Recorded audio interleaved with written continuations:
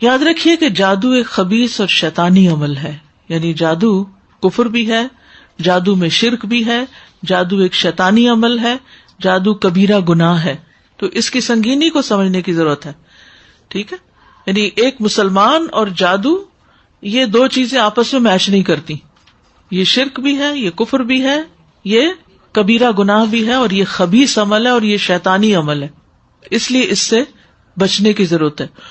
اگر کسی کو آؤٹ آف کیوریوسٹی بھی سیکھنے کا شوق ہو، کیونکہ مشکل یہ ہے کہ اب یوٹیوب وغیرہ پہ ہر چیز اویلیبل ہوتی ہے، کسی کو کچھ سیکھنے کا شوق ہے.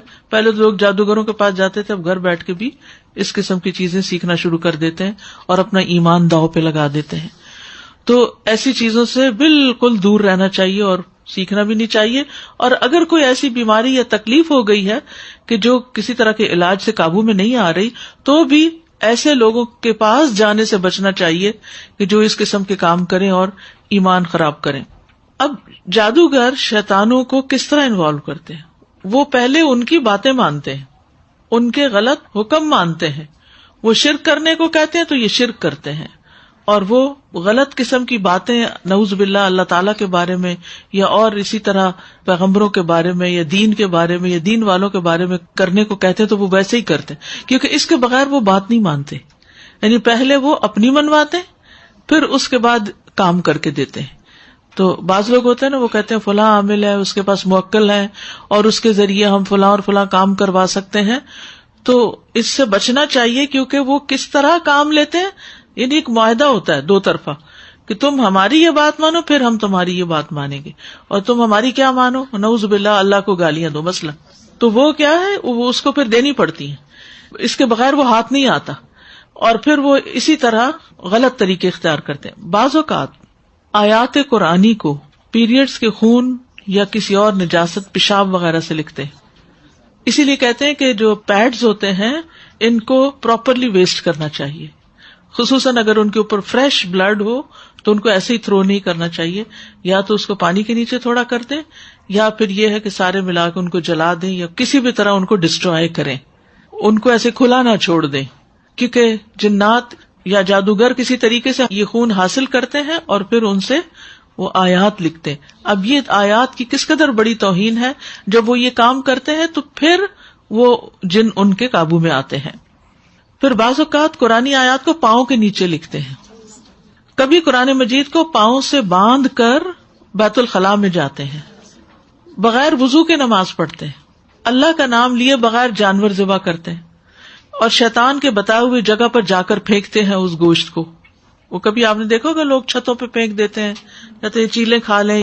اور صدقہ تو انسانوں کو زیادہ ضرورت ہے نا کھانے کی، جو غریب لوگ ہیں، نہ کہ چیلوں کو کھلانے کی. یا پھر کسی ایسے جنگل میں پھینکواتے ہیں جہاں ان کے چیلے ہوتے ہیں. یا کبھی آیات قرآنی کو الٹا بھی لکھتے ہیں، بیک ٹریک کرتے ہیں. تو اس سے کیا ہوتا ہے کہ وہ معنی بدل جاتے ہیں. ٹھیک ہے نا. اب مثال کے طور پر آپ دیکھیے، ڈاگ کو اگر آپ الٹا لکھیں تو کیا بنے گا؟ ٹھیک ہے نا. یا گاڈ لفظ کو اگر الٹا لکھیں تو کیا بن جاتا ہے؟ ٹھیک ہے نا. تو کتنی غلط چیز میں کنورٹ ہو جاتا ہے وہ لفظ. تو اس قسم کی بےہودہ باتیں جو ہیں وہ کرتے ہیں، اور اس سے معنی جو ہے وہ تبدیل ہو جاتے ہیں. یا کبھی سگی ماں یا بیٹی سے زنا وغیرہ کرتے ہیں شیاطین کے کہنے پر. یعنی حد درجے کے قبیح عمل کرتے ہیں، اور اس طرح پھر وہ ان سے کام لیتے ہیں. امام ابن تیمیہ کہتے ہیں شیطان خود اپنی ذات میں خبیث ہے.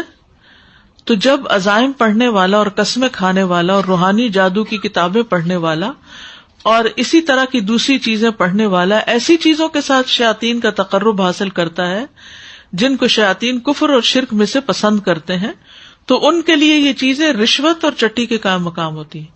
یہ دراصل اس طرح کے کام کر کے وہ جنات کو رشوت دیتے ہیں، شیطانوں کو رشوت دیتے ہیں، اور پھر شیاطین ان کے کچھ اغراض و مقاصد پورے کرتے ہیں.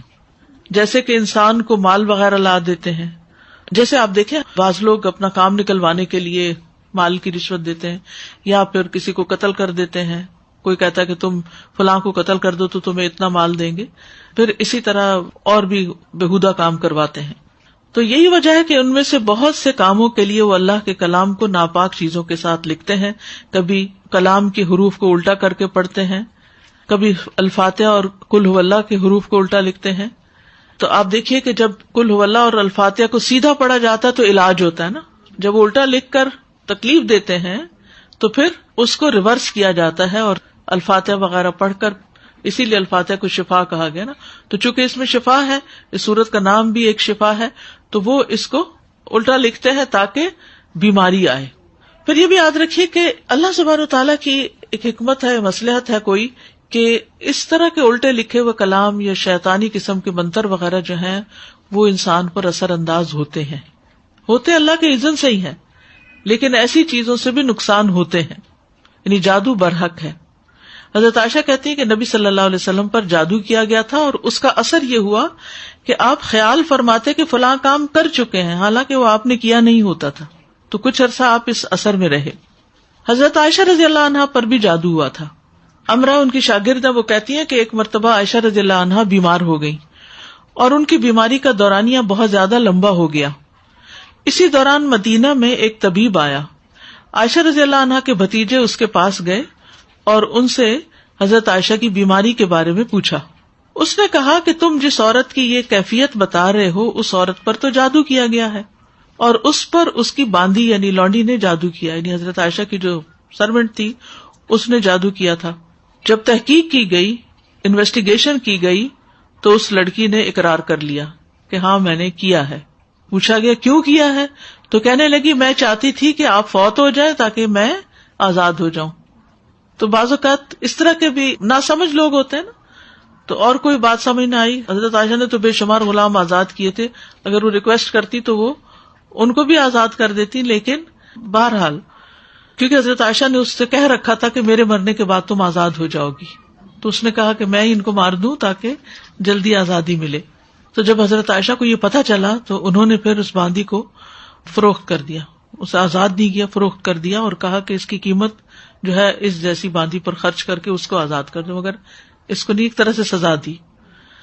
پھر اسی طرح تابعین میں سے بعد کی جنریشن میں سے بھی کچھ نیک لوگوں پر جادو ہوا.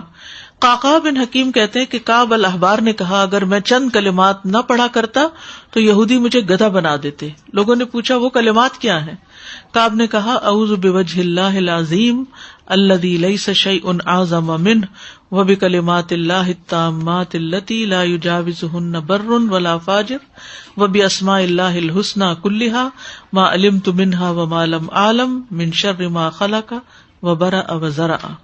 میں اللہ کے عظیم چہرے کی پناہ مانگتا ہوں جس سے عظیم کوئی اور چیز نہیں، اور اس کے مکمل کلمات کے ساتھ پناہ چاہتا ہوں جس سے کوئی نیک یا بد آگے نہیں بڑھ سکتا، اور اس اللہ کے تمام اسماء حسنی کے ساتھ پناہ چاہتا ہوں جن کو میں جانتا ہوں اور جن کو میں نہیں جانتا، اس چیز کے شر سے جس کو اس نے بنایا، پیدا کیا اور پھیلا دیا. تو یہ دعا جو تھی وہ پڑھتے رہتے تھے. تو اس دعا کی وجہ سے اللہ سبحانہ وتعالیٰ نے ان کو محفوظ رکھا، کیونکہ انہوں نے شیلٹر لے لیا تھا، پناہ لے لی تھی اللہ کے چہرے کی.